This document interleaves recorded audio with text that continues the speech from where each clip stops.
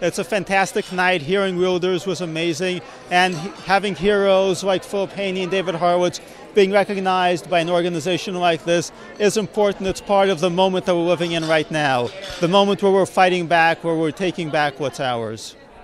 David Horowitz was really recognized by this association, a conservative group.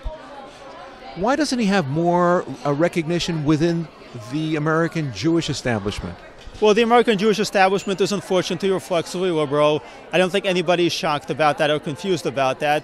This is an establishment that believes in bringing more Syrians into the United States to bomb synagogues. So frankly, these people are out of their minds. So when American Jews are opposing Trump, what would life like under Clinton have been with regard to Muslim immigrants from the Middle East? I know things would have been far worse for Israel. They'd be far worse for Jews in America. But again, the establishment really does not care very much about that. It has its own agendas. It cares very little for the lives of ordinary Jews. And frankly, nobody voted for these people. They're not accountable to anybody, and they shouldn't be considered the Jewish leadership. Are the Arabs setting Israel up to look bad for rejecting their peace plan and making it seem like the Palestinians are again the Zionists' victims? That's the usual game, so they want to distract attention from their problems and blame Israel for it. Instability in the Middle East is always Israel's fault. The Shiites and the Sunnis wouldn't be killing each other if it wasn't for Israel and the Palestinians, and so on and so forth. It's the same song and dance. It's the same scam. Hopefully Trump is going to see through it.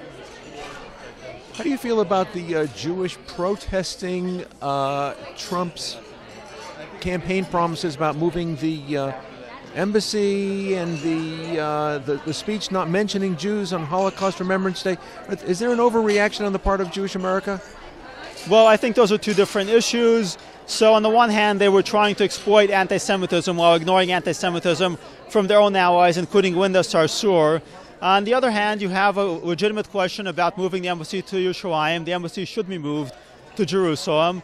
Trump promised to do that. We're talking now about a 2020 date. That's a bit belated. So I think Jews should be, and along with evangelical Christians and Americans in general who voted for Trump, should be talking about getting campaign promises fulfilled. That's a legitimate thing. But if the Palestinians are going to start another intifada, when that embassy is moved, does the timing matter? Does he need to do it now?